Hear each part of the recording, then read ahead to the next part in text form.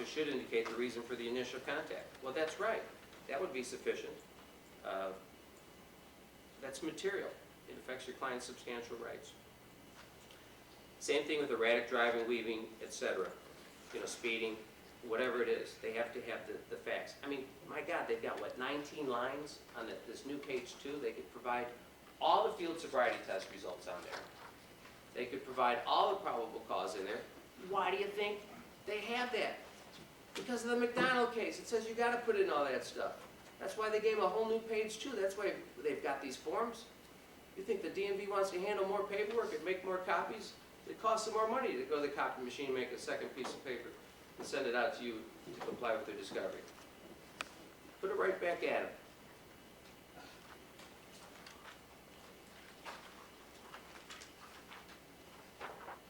Rick, regarding page 2, if page 2 isn't signed and they just rely on incorporation by page 1 where they state it's the whole document's under penalty of perjury, do you think that's sufficient? I do, because I think incorporation by reference is a prevalent document. At least they signed and provided proper foundation authentication for the first page. Do you think it is sufficient? Depends how the rest of the document looks. But yes, you can always make that argument. Generally, I would think that would be okay. Then you see them, cut and paste all the information. Some hearing officers don't like that. They cut and paste from the arrest report and attach it on page 2. So you got to kind of look at that. What kind of documents, or what kind of objections can I make? So now you can go back to, my list of objections on page 1 of the cheat sheet. There's a whole slew of objections available. Incomplete, alteration without an explanation, in addition to the usual untrustworthy, hearsay, lack of foundation, speculative. I mean, whether or not that's going to fly and how a court of appeals is going to handle that on a cut and paste situation, I don't know. But just remember, you have all the power. You've been trained in the evidence code. These people haven't been. So take a look at everything that they give you and read the DS 367 2, 3, 4, 5 times until you can find a way to attack it on insufficiency or lack of foundation or some sort of legal conclusion, a failure to put in something that affects your client's substantial rights. I think we need to move on because there's so much to cover.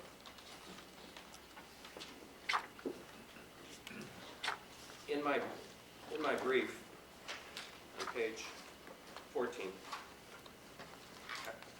in the matter of Cool case, I don't know if you know that guy, but he is really cool. There are a lot of issues in that brief.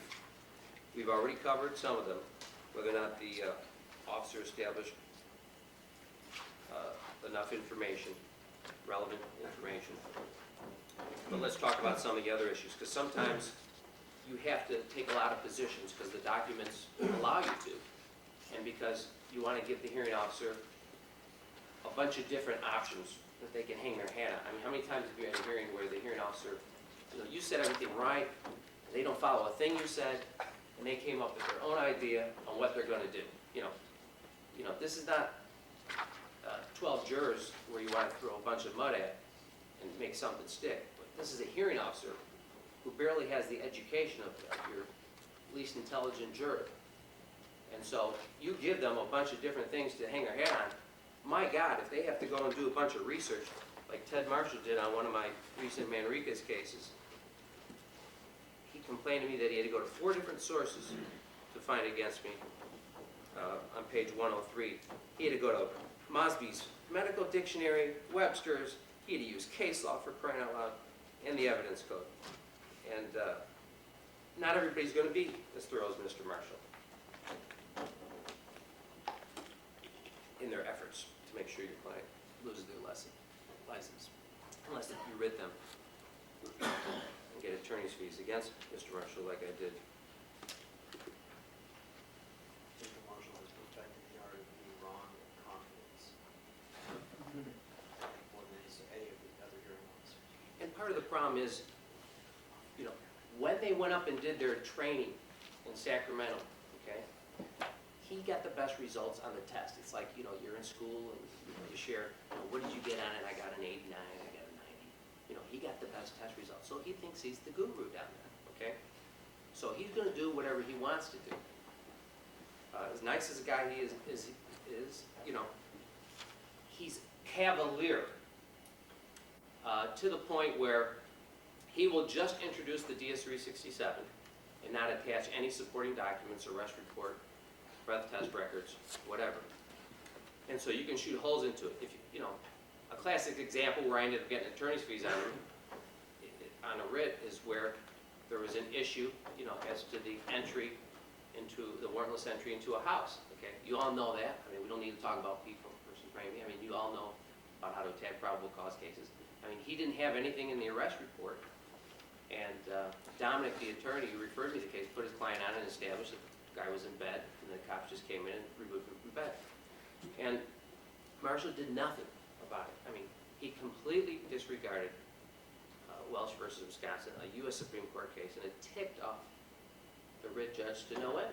So they were sanctioned the most, which is the costs and the attorney's fees. If you get one single award of costs and attorney's fees out of the DMV, you know it's well worth it to do a single writ. The pleasure, you know, it's, I mean, the pleasure, it's really difficult to explain. What were the costs and attorney's fees that you got, Rick? It's okay to brag a little. I don't recall filling out, but page 117 is the form that they will send to you. Page 118, the payee data record. You're limited by statute, so that's the problem. You got to charge your clients, you know, a few grand, and you're going to maybe get half back if you're lucky. And you're going to put in more than a few grand, because by the time you do all the work and you do your P's and A's, and then they oppose, and then you have the reply, and then the case gets continued so many times. I mean, you have to charge a reasonable amount. In the DMV, you know, if we had our own lobby, you know, we could move the legislature to increase the amount, whatever it is, you know, the maximum amount, and get it up to actual attorney's fees, you know, or something like $2,500 or $3,000. What did you charge per hour, or what did you indicate per hour? I know Tom Conley got $800, maybe he can tell us what he charged per hour. Whatever it was, it exceeded the minimum. So, I mean, my hours, no matter what rate, you could go from 150 to 450, and the amount of time that I put in the case exceeded what the minimum is. And, you know, Is there a cap or a limit on? Yeah, there's a cap. What is the cap? I'm sorry, I don't know that. I think it's, you know, it's like, I want to say 1,500, but I can't remember. I see. Thanks, Rick. On page 14, on the issues presented for the department. Okay, number one, we have a 3-hour chemical test presumption. Okay, so you get a DS-367, and of course this is the easiest one, which you rarely get. There's no time of driving. You get this in a collision case. Although they hit you over the head with McKinney versus DMV, and they can make all kinds of reasonable inferences based on relation back, dispatch time, and all this and that. What if they don't have it in there? What if they don't have any time of driving in the DS-367? I mean, that's a pretty easy win, okay, if they leave that blank. Because 23152B says that they have to have a test within 3 hours of driving in order to get their rebuttable presumption. Now, issue number B, how did the officer establish that he violated 23152 without providing relevant time information as to when the person was driving? Driving is an issue, so they have to show driving. That's really the third issue. They don't have to show much for reasonable cause to believe the person was driving while they were impaired. And they can use hearsay information from other cops to prove that, okay? But the third issue, driving with 0.08% or more, they have to show driving, okay? How are they gonna do it? Well, the Mercer versus DMV, 1991 California Supreme Court case says that they have to show volitional movement of the vehicle. Is a person's admission going to be sufficient to establish the sub-element of driving on the third issue? No, you got to look at it on a case-by-case situation. what did the person say, okay? And this also has to do with the 3-hour presumption, because if they're trying to show that you had a test within 3 hours of driving, and they don't have any officer first-hand observation of driving, how are they going to prove it? Sometimes you can look to the arrest report and point out to the hearing officer, once they allow it in over your objection, that certain statements were made as to where the person was going and when they had the last drinks. And it can show you to be well outside the 3-hour period, so you have to look at some of that information as to the statements. The admission, as far as I'm concerned, it has to be an express specific admission of driving within 3 hours of the chemical test. Yes? I lost one of those on that, and what I didn't know, it wasn't in the police report, when I went on in, was my guy only moved the vehicle 3 inches, 4 inches, something like that. Was too drunk to do anything. Started it up, moved it, went, well, climbed out of the car, went into some bushes and went to sleep, and the cop got there later, and they didn't have it in the police report, and I still lost it, but there was a witness that saw him move the vehicle. Great point. Now, can they bring in these hearsay declarants? I mean, they have to bring them in. They Okay? did, they brought, this person was in the AP, the hearing, you know, and who is this person, you know, it wasn't mentioned in the report. Sometimes you can have a degree of enjoyment with the citizen witnesses if they show. Yeah. Sometimes during the hearing, you're going to have to go in different directions and look at some of the other issues if that person does show.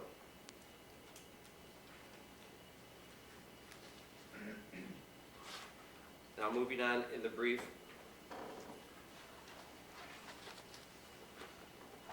Now, on page 19, I talk about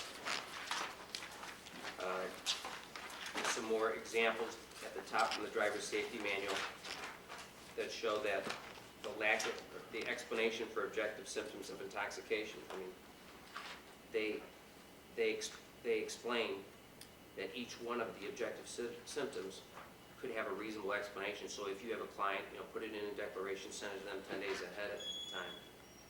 Bring in an expert and explain that, and that's consistent with the driver safety manual. So if they try to make a finding that your client's not credible, well then neither is their manual. The Ratburn case, which I also attached there, is a case done by Ron Jackson, and that was a very good case interpreting Solovich, where in the DS-367 they just put poor FSTs.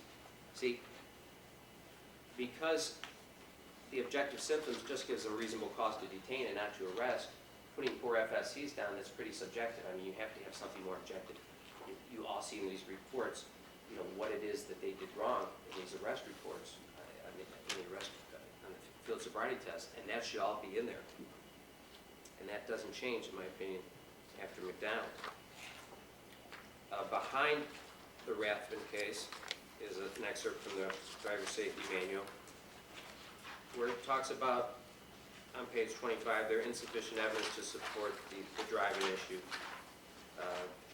Generally, the hearing officer is supposed to make negative findings if there's insufficient evidence to establish a preponderance to support the officer's belief. And it gives an example. It says, generally, this means no one observed any driving, the person denied driving, and there was one of the following situations. The person claimed another person was driving, the vehicle was legally parked, etc. So look and see if any of those apply to your case from the driver safety manual as you look at the DS-367. Moving on to page 27, the Downer motion. We don't need to spend much time on that because we've already covered that. Basically, if you get a blood test record that has been dated, prepared, 6 or more days after the analysis, you can argue Downer. You can distinguish Kamuzu.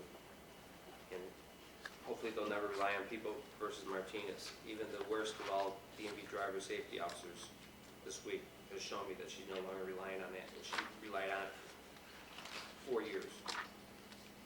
Why is that? Why are they not relying on Martinez? Because just take a look at pages 28 through 30. It's so distinguishable. Martinez case where defendant choked and raped an 8-year-old girl after taking her for a bicycle. Nothing in there about DMV or, civil. I mean, who led a forcible rape? They're bringing in a computer printout to enhance the penalty so they go to prison longer. I mean, it doesn't overrule Downer.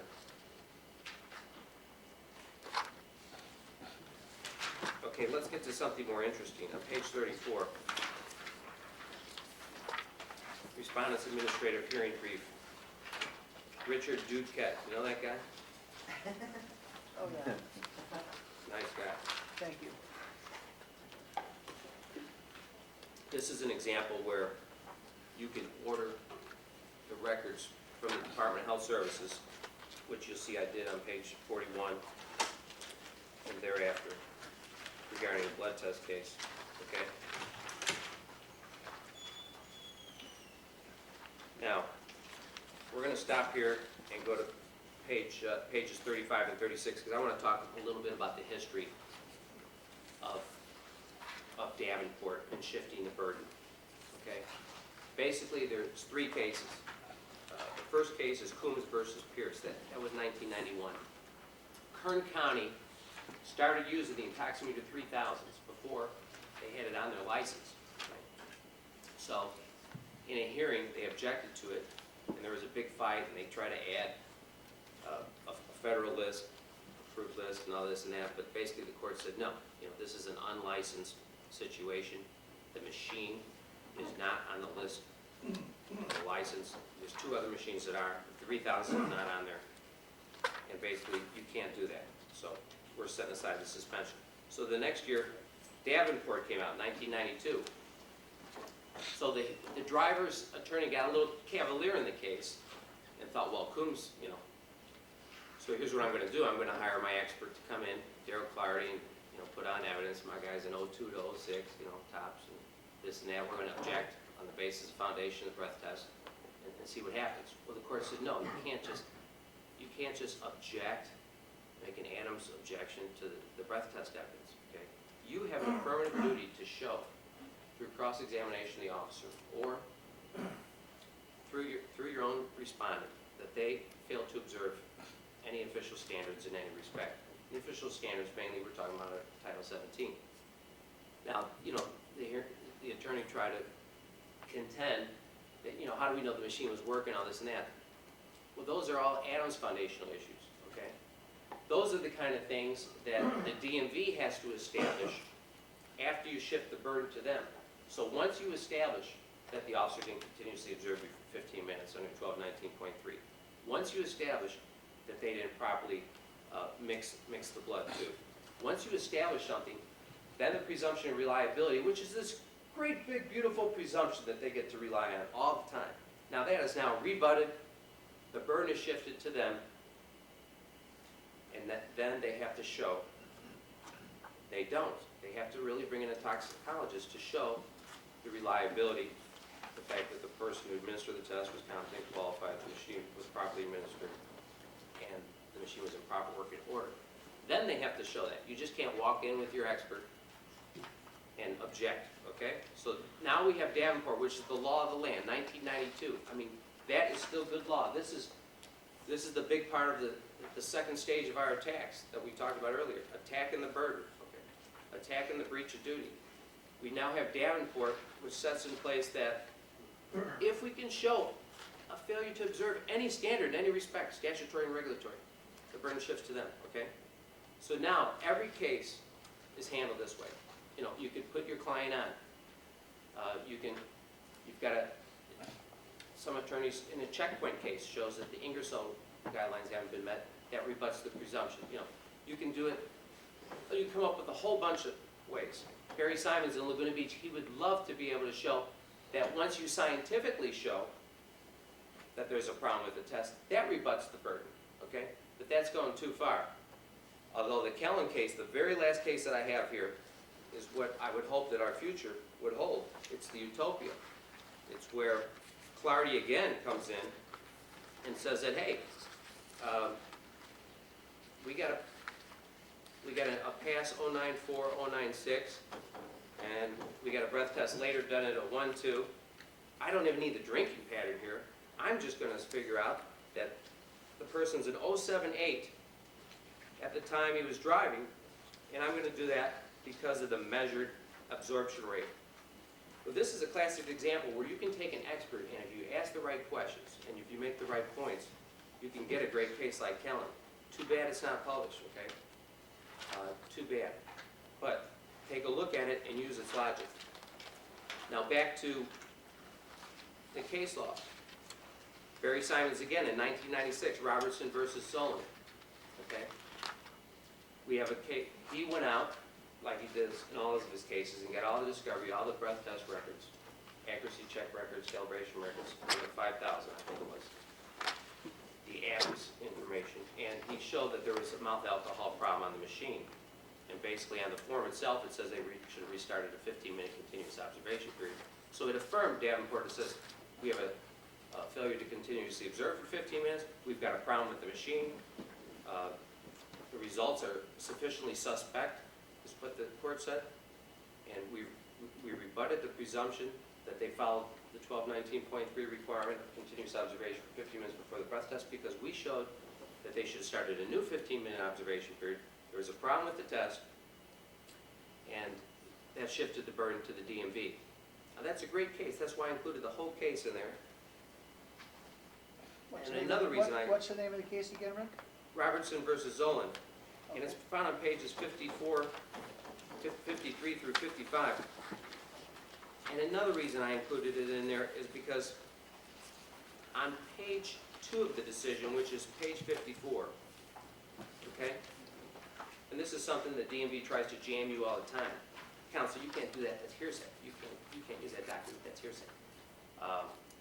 Look right in the decision where it says legal limitations on the use of hearsay evidence. They start quoting 11513, which is attached 2 pages down on page 56. 11513 talks about the use of hearsay and the rules, and basically hearsay evidence may be used for the purposes of supplementing or explaining other evidence, but over timely objection shall not be sufficient. In other words, may not be solely relied upon to support a finding unless it would be admissible over objection in civil actions. Now, you all know the way they get around that is on a 1280. They show a 1280 foundation, ABC, okay, that the document was made by a public employee in the regular capacity, blah, blah, blah. It was made at or near the time of the event. The method and sources and time of preparation are sufficient to indicate its trustworthiness, okay? But now, Robertson looks at this because they're using some hearsay, and it's these documents that Barry's got. The Adams inquiry notations. And it says right there, while the statute guards against administrative orders lacking evidence of rational probative force, it does not expressly limit the manner in which a licensee's evidence may be considered. So what does that tell you? Demand the DMV hearing officer to give you authority to the contrary.